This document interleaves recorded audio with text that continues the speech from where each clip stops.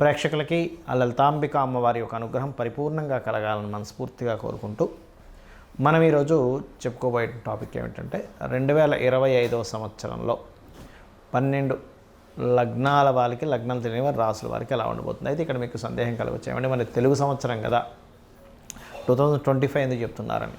నాకు చాలామంది మెసేజ్లు చేసి ఏమంటే 2025 ఎలా ఉంటుందంటే ఉగాది దాకా ఆగండి, ఉగాది మనకి లెక్క అంటే అలాగా సార్, మేము ఇయర్ ప్లానింగ్ చేసుకుంటాం కదా విదేశాల్లో ఉండేవాళ్ళం. అది 2025 ప్లానింగ్ అంటే జనవరి నుంచి డిసెంబర్ ప్లానింగ్ చేసుకుంటాము. ఆ ప్లానింగ్ పరంగా మేము ఎక్కడ ఇన్వెస్ట్మెంట్స్ ఎలా చేయాలి, ఎలాంటి జాగ్రత్తలు తీసుకోవాలనేది మాకు ఇయర్ టు ఇయర్ తీసుకుంటాము. బట్ మీరు ఇదొక్కటి మాకు కొంచెం చెప్పండి అని చెప్పి అడుగుతూ ఉంటే ఒక్కొక్కరికి చెప్పడం కుదరదు, అది వీడియోలు చేస్తానులేండి అని చెప్పి అనడం జరిగింది. కాబట్టి ఈ 2025 యాక్చువల్గా అయితే మళ్ళీ చెప్తున్నాను, గుర్తుపెట్టుకోండి, మనది కేవలం ఉగాది నుంచి ఉగాది కొత్త సంవత్సరం. అంటే ఇది ఇంగ్లీష్ రిలేటెడ్, ఇంగ్లీష్ అంటే మనకి బయట దేశాల్లో ఉన్నటువంటి సంస్కృతి ఇది. కాకపోతే మనది మాత్రం ఉగాది నుంచి ఉగాది. మళ్ళీ చెప్తున్నా, మళ్ళీ మరోలా అనుకోకండి. అయితే ఇక్కడ మనకి ఈ సంవత్సరం 2025లో ఎప్పుడెప్పుడు ఏ గ్రహాలు మారుతున్నాయి, మేజర్ ప్లానెట్స్ తీసుకోవాలి మనం. ఇక్కడ శని భగవానుడు మార్చ్ ఎండింగ్లో మీనంలోకి వెళ్ళిపోతున్నాడు. అలాగే ఈ రాహువు, కేతువు, గురువు గుర్తుపెట్టుకోండి. ఈ గురువు వృషభం నుంచి మిథున రాశిలోకి మే 15వ తేదీ మారుతున్నాడు. ఈ రాహుకేతువులు మే 30వ తేదీకి మారిపోతున్నారు. సో ఈ మేజర్గా ఈ 4 ప్లానెట్లే ఎప్పుడు కూడా సంవత్సర ఫలితాలను సూచిస్తుంటాయి. అది మనం ఉగాదికి చెప్పుకున్నా, లేకపోతే ఈ కొత్త సంవత్సరానికి చెప్పుకున్నా. కాబట్టి ఉగాది కంటే ముందే మనకి శని మారుతున్నాడు నాకు తెలిసి, ఆ కాంబినేషన్స్ బట్టి చూసుకుంటే. కాబట్టి మీరు అందరూ కూడా ఈ సంవత్సరం అసలు ఏ రకమైనటువంటి జాగ్రత్తలు తీసుకోవాలి, ఏ విషయాలు చాలా బాగుంటుంది, మరియు అమ్మవారి యొక్క అనుగ్రహాన్ని పొందాలంటే అమ్మవారిని ఏ లగ్నం లేదా ఏ రాశి వారు ఏ మంత్రంతో, అదేవిధంగా ఏ గ్రహానికి ఎటువంటి దానం ఇవ్వాలనేటువంటి విషయాలు మనం ఒక్కొక్క లగ్నరీత్యా మనం తెలుసుకుందాం. సింహలగ్నము, సింహరాశి. సింహం వారికి శని, రాహువు, గురువు, కేతువు యొక్క మార్పులు ఎక్కడెక్కడ జరగనున్నాయి ఈ 2025 సంవత్సరంలో. మార్చి మాసంలో మార్చి 30వ తేదీ నుంచి శని భగవానుడు సప్తమ స్థానం నుంచి అష్టమంలోకి వెళ్తున్నాడు. ఇక్కడ మీకు అందరికీ అనిపిస్తుంది, ఏముంది అష్టమ స్థానం అంటున్నారు ఏమిటి అని. ఇక్కడ ఏం జరుగుతుంది అంటే జాగ్రత్త ఏ విషయంలో తీసుకోవాలి. సహజంగా అష్టమ స్థానంలో అష్టమ శని జరిగేటప్పుడు కామన్గా జరిగేది ఏమిటంటే కొంచెం ఆలస్యం అవుతుంటాయి పనులు, అంతకుమించి ఏం కాదు. మరి సింహం వాళ్ళకి ఏమిటి దాని ప్రభావం అంటే చదువు విషయంలో కొంచెం బద్ధకము, స్ట్రెస్ వస్తుంటుంది. నువ్వులు కనుక దానంగా ఇచ్చినట్టయితే క్లియర్ అయిపోతుంది, దాని గురించి ఏం భయపడకండి. ఇక గురువు లాభంలోకి వస్తున్నాడు. ఎవరు ఆ గురువు? అష్టమాధిపతి లాభం, అలాగే పంచమాధిపతి లాభం, పంచమ అష్టమాధిపతి అయినటువంటి గురువు లాభస్థానంలో సంచారం జరుగుతుంది. దీనివల్ల ఏమిటండి, మీకు గనక మీ జన్మజాతకంలో షేర్ మార్కెట్లో ధనం వచ్చే యోగం ఉంటే గనక, మీ జాతకంలో పర్సనల్ చార్ట్లో బాగా అర్థం చేసుకుంటే కనుక వారికి బాగా లాభాలు వస్తాయి ఈ కాంబినేషన్స్ వల్ల. ఎప్పుడైతే గురువు లాభంలోకి సింహలగ్నం వారికి సంచరించేటప్పుడు మే 15వ తేదీ నుంచి సంవత్సరం పాటు ఉంటాడు. అందులో మరలా ఒక 4 నెలల చిల్లర వక్రిస్తాడు కూడా. కాబట్టి ఆ విషయాన్ని కూడా గుర్తుపెట్టుకోండి. ఇక లగ్నంలో కేతువు, సింహంలో సప్తమంలో రాహు. దీనికి ఏమిటి, ఇది పర్టికులర్గా ఎప్పుడు కూడా మనకి సంవత్సరానికి ఒక 2 సార్లు గ్రహణం వస్తుంది. ఒకవేళ గ్రహణం సింహరాశిలోని సప్తమ స్థానం అయినటువంటి కుంభరాశిలో జరిగేటప్పుడు మాత్రం కొంచెం వివాహ సంబంధించిన విషయాలు జాగ్రత్తగా ఉండాలి. అలాగే లగ్నంలో కేతు వచ్చినందుకు ఉపాసనకి చాలా మంచిది ఇది. అంటే ఎవరైనా ఒక ఉపాసన చేద్దాం అనుకుంటున్నారు, దేవతా ఉపాసనలు చేసేటప్పుడు లగ్నకేతు ఉండడం అనేటువంటిది మంచి ఉపాసనా పరులు అవుతారు వాళ్ళు. అంటే దైవం కనెక్ట్ అవుతుంది వాళ్ళకి అని అర్థం అనమాట. లగ్నంలో కేతు సంచారం జరుగుతుంది. అయితే వైరాగ్యము, విరక్తి లాంటివి కలగకుండా ఉండాలి. కాబట్టి అంటే మీరు వైరాగ్యం అనేటువంటి 2 రకాలుగా ఉంటుందండి. ఏ పని చేయకుండా ఉండే వైరాగ్యం వేరు, అన్ని పనులు చేస్తూ దేనికి అంటకుండా ఉండేటువంటి ఆలోచన, అభివృద్ధి అవ్వడం వేరు. అంటే దేన్ని ఏది పోయినా ఏది వస్తున్నా సరే పట్టించుకోడు.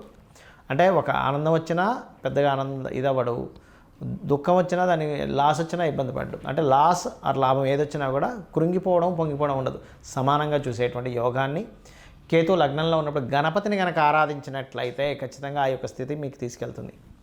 అయితే ఈ సప్తమ స్థానంలో ఎప్పుడైతే రాహు ఉంటాడో, ఈ సప్తమ స్థానాధిపతి అష్టమంలోకి వెళ్తాడో, ఈ శని అష్టమంలో ఉండడం వల్ల ఏంటంటే కొంచెం తండ్రి గారి ఆరోగ్య విషయంలో, తండ్రి గారి విషయంలో కూడా కొంత జాగ్రత్తగా ఉండాలి. అయితే సప్తమ రాహు వల్ల ఒక బెనిఫిట్ కూడా ఉంటుంది సింహం వారికి. ఏమిటది అంటే మీ యొక్క జీవిత భాగస్వామిని ఎంపిక చేసుకునే విషయంలో మే 30వ తేదీ నుంచి సంవత్సరంన్నర పాటు సప్తమంలో రాహు ఉంటాడు కాబట్టి విదేశీ సంబంధాలు సెట్ అవ్వడం జరుగుతుంది.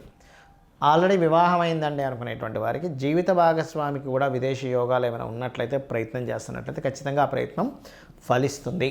ఇక మీరు చేయవలసిన దేవతారాధన గణపతి ఆరాధనతో పాటు దత్తాత్రేయుణ్ణి నిత్యము స్మరించుకోండి. జయ గురుదత్త, శ్రీ గురుదత్త అని కానీ, లేనట్లయితే దిగంబర దిగంబర శ్రీ పాదవల్లభ దిగంబర అనేటువంటి నామస్మరణ చేయండి. ఖచ్చితంగా మీకు బాగుంటుంది. చాలామందికి కొన్ని అపోహలు ఉన్నాయి. ఏమిటంటే మూలా నక్షత్రంలో పుడితే మంచిది కాదని, ఆశ్లేష నక్షత్రంలో పుడితే అత్తగారికి గండమని. ఫస్ట్ ఇవి ఎక్కడా శాస్త్రాల్లో లేవు, గుర్తుపెట్టుకోండి. శాస్త్రంలో శాస్త్రపరంగా ఆశ్లేష నక్షత్రానికి అత్తగారి గండము లేదు, మూలా నక్షత్రంలో పుడితే ఇబ్బంది ఏమీ లేదు. మూలా నక్షత్రం సరస్వతీదేవి నక్షత్రం. ఆశ్లేష నక్షత్రంలో పుడితే అద్భుతమైన తెలివితేటలు ఉంటాయి వాళ్ళకి, గుర్తుపెట్టుకోండి. మంచి తెలివితేటలు అయిన వాళ్ళు ఉంటారు. ఎందుకంటే చంద్రుడు మూన్ బుధ నక్షత్రంలో ఉన్నాడు. ఇది మీరు అర్థం చేసుకోవాలి. మూలా నక్షత్రంలో పుట్టిన వాళ్ళకి ఆధ్యాత్మిక యోగం కూడా బాగుంటుంది. తల్లిగారు మంచి అంటే ఆధ్యాత్మికంగా ఉండే యోగాలు ఉంటాయి. బట్ ఎక్కడో కొన్ని జాతకాల్లో, ఒక 1000 జాతకాల్లో ఒకటి ఫోర్త్ లార్డ్ పాడైతే చెప్పలేం. కానీ అదర్వైజ్ ఇవి నక్షత్రాన్ని బేస్ చేసుకొని అస్సలు వీళ్ళకి వివాహం బాగోదని ఇట్లాంటి మూఢనమ్మకాల నుంచి బయటకు వచ్చేసేయండి ఫస్ట్. ఇక రెండవది, జ్యోతిష్శాస్త్రంలో లేనటువంటి కొన్ని విషయాలు ఎవరో జొప్పించి అనవసరంగా భయభ్రాంతులను చేస్తున్నారు. అదేమిటి అంటే ఏలినాటి శని వస్తే ఏమీ అవ్వదు, ఏ పని జరగదు అనుకుంటారు. తప్పు. ఏలినాటి శని వస్తే మీకు కొంచెం ఒక పనిని 4 సార్లు చేయాల్సి వస్తుంది అంతే. ఎందుకంటే నేను మీకు గతంలో ఒక 10 ఏళ్ల క్రితం కూడా కొన్ని వీడియోలో చెప్పాను. ఏమండి, సీనియర్ ఎన్టీఆర్ గారు ఏలినాటి శనిలోనే సీఎం అయ్యారు. పిఎం మోడీ గారు ఏలినాటి శనిలోనే ఆయన 10 సంవత్సరాలు ఏలాడు. ఇంకొక నడుస్తూనే ఉంది, ఇంకొక 11వ సంవత్సరం కూడా నడుస్తుంది. జగన్ గారు కూడా ఏలినాటి శనిలో, అష్టమ శనిలోనే ఆయన సీఎం అయ్యాడు, మిథున రాశి అయింది. చంద్రబాబు నాయుడు కూడా సీఎం అయిందంటే అంటే అర్థం ఏంటి ఇక్కడ? ఏలినాటి శని సీఎంలు అవ్వడానికి, పిఎంలు అవ్వడానికి, ఉద్యోగాలు రావడానికి, పెళ్ళిళ్ళు అవ్వడానికి, అదేవిధంగా రకరకాలు మనం చూడండి ఇట్లాంటి వాటికి ఎక్కడా కూడా ఇబ్బందిని ఇవ్వడు ఏలినాటి శని. మరి ఏం చేస్తాడండి? శ్రమనిస్తాడు. మనం కష్టపడుతున్న అవతల వాళ్ళు గుర్తించట్లేదని ఒక బాధ ఇస్తాడు ఏలినాటి శని. అరే నేను ఇంత మంచి చేస్తున్నానే అంటే ఏమిటి? రియలైజేషన్ కావాలి మీకు. నువ్వు ఎవరో గుర్తించాలని నువ్వు పని చేయకు. నీ పన్ను, నీ కర్మ నువ్వు చేసుకుంటూ వెళ్ళిపో. దానికి సంబంధించినటువంటిది ఏదైతే రిజల్ట్ ఉందో నాకు వదిలే అంటాడు శ్రీకృష్ణ పరమాత్మ. అలా ఏంటంటే మన కర్మ మనం చేసుకుంటూ వెళ్ళిపోవాలి ఏలినాటి శని టైంలో. ఇంకొక మూఢనమ్మకం ఉంది అందరికీ, కాలసర్పదోషము. అరే అక్కడ అసలు గ్రహాలన్నీ రాహుకేతులకు ఒక వైపు వస్తే కాలసర్పదోషం అని చెప్పారు శాస్త్రంలో. రెండవది, కాలసర్పదోషం కాలానికి అప్లై చేయాలి, జన్మజాతకానికి కాదు అని చెప్పారు శాస్త్రంలో. అసలు గ్రహాలన్నీ ఒకవైపు ఉండవు, 1-2 గ్రహాలు బయట కూడా ఉంటాయి, దాన్ని కాలసర్పదోషం అంటారు. ఆ కాలసర్పదోషం ఉందని రకరకాల భయభ్రాంతులను చేయడం, ఇది అసలు కరెక్ట్ కాదు, గుర్తుపెట్టుకోండి. జ్యోతిష్ శాస్త్రంలో ఇవి కాదు ముఖ్యంగా. ఇవి ఉన్నాయి, ఎంత కొంత పర్సెంటే దీని ప్రభావం. ఏలినాటి శని వస్తే కొంత శ్రమ ఉండడం, మనిషికి బద్ధకం రావడం, ఇవి ఉంటాయి. బద్ధకించకుండా, నిద్రపోకుండా మనం పని చేయాలి. కాలసర్పదోషం ఉంటే నేను ఇప్పటికీ చాలాసార్లు చెప్పాను. 140 మంది ప్రెసిడెంట్ల జాతకాలు చూశాను. 140 మంది ప్రెసిడెంట్లకి కాలసర్పదోషం ఉండి వాళ్ళు దేశాలను వెళ్ళారు అని చెప్పారు. సో ఫస్ట్ మీరు మైండ్లో నుంచి దాన్ని తీసేసేయండి దయచేసి. ఇది కాదు అసలు మీ లగ్నం ఎంత స్ట్రెంత్గా ఉంది, లగ్నం ఎందుకు మీకు ఇది అవ్వలేకపోతుంది, మీ లగ్నాధిపతి ఎవరు, దాన్ని స్ట్రెంత్ చేసుకోండి. ఆ గ్రహం దగ్గర దీపారాధన చేయండి. మీ ధనాధిపతి ఎవరు, లేదా అమ్మవారి యొక్క నామం చేసుకోవడం. ఓం సంపత్కరీ సమారూఢ సింధుర వ్రజ సేవితాయ నమః నామం భక్తి శ్రద్ధలతో చేయండి. ఎందుకు ఇవ్వదు అమ్మవారు? ఖచ్చితంగా మీరు నామం చేస్తున్నారంటే ఒక్కొక్క అక్షరము పలికేటప్పుడు మీ ముందునే ఉంటుంది, గుర్తుపెట్టుకోండి. మీ కళ్ళ ముందే ఉంటుంది అమ్మవారు, అర్థమైందా? అలాగే సిబ్లింగ్స్తో ఏదైనా గొడవలు వస్తాయి, 3వ అధిపతి ఎక్కడో పాడయ్యాడు, కుజుడు ఎక్కడో పాడై ఉంటాడు, అంతేగాని సిబ్లింగ్స్తో గొడవైనా ఏలినాటి శని. ఒక గృహం కట్టుకోలేకపోతున్నట్టే 4వ అధిపతి ఎక్కడ ఉన్నాడు, ఎలా ఉన్నాడని చూడాలి. అంతేగాని ఇక్కడ ఎలా ఉంటుందంటే ఒక వ్యక్తికి మోకాలికి దెబ్బ తగిలింది అనుకోండి, జ్వరం వచ్చిన మోకాలు దెబ్బ తగిలింది కాబట్టి జ్వరం వచ్చిందండి, థైరాయిడ్ వచ్చిన మోకాలికి దెబ్బ తగిలింది కాబట్టి థైరాయిడ్ వచ్చిందండి, కళ్ళు మసకబారుతున్నాయంటే మోకాలికి దెబ్బ తగిలింది కాబట్టి మసకబారుతున్నట్టుగా ఉంటుంది పరిస్థితి. కాబట్టి అది కాదు, శాస్త్రం అది కాదు, గుర్తుపెట్టుకోండి. మీ అధిపతి మీ లగ్నం నుంచి ఎన్నో అధిపతి ఎలా ఉన్నాడు దాన్ని బట్టి మీకు ఇబ్బంది అనేటువంటిది మీ పూర్వజన్మ కర్మ వల్ల వస్తుంది. ఆ కర్మను తొలగించుకోవాలి. ఇంకొక మూఢనమ్మకం, అన్నిటికంటే పెద్ద మూఢనమ్మకం ఉంటుంది, గుర్తుపెట్టుకోండి. మీరు చేసినటువంటి కర్మలు, అంటే మీరు నేను అందరం గుర్తుపెట్టుకోండి, మనందరం చేసినటువంటి కర్మల ద్వారా మనం అనుభవిస్తుంటాం ఈ జన్మనెత్తి. ప్రతి జీవి కూడా దీన్ని తీసుకెళ్ళి దేవుడి కంట కడతాం. ఎట్లాగా? దేవుడు లేడు, దేవుడు ఉంటే నాకు ఇన్ని కష్టాలు వస్తాయా? ఇప్పుడు ఒక టీచరు చక్కగా క్లాసులో ఉన్న 50 మందికి క్లాస్ చెప్పింది, తర్వాత ఎగ్జామ్ పెట్టింది. వీడు సరిగ్గా టీచర్ చెప్పింది వెనక సరిగ్గా రాయకపోతే టీచర్ చెప్పనట్ట, టీచర్ లేనట్ట. నువ్వు చేసినటువంటి కర్మకి నువ్వు అనుభవిస్తున్నావు. అది మంచి కావచ్చు, గుడ్ ఆర్ బ్యాడ్. గుడ్ అయినా మీ కర్మే, గుర్తుపెట్టుకోండి. మీకు ఒక బాగా కలిసి వచ్చిందన్నా మీ కర్మే, మీకు ఇబ్బంది పడుతుందన్నా మీ కర్మే. కాబట్టి ఎన్ని పనులున్నా ఏమైనా ఒకటే గుర్తుపెట్టుకోండి, అమ్మవారిని ఆరాధన చేయాలి, రోజు లలిత సహస్రనామాలు చదువుకోవాలి. లేకపోతే మీ ఎవరైనా సరే అంతా ఒకటే గుర్తుపెట్టుకోండి. శివుడు వేరు, నారాయణుడు వేరు, అమ్మవారు వేరు, ఇవన్నీ పిచ్చి మాటలు అన్నమాట.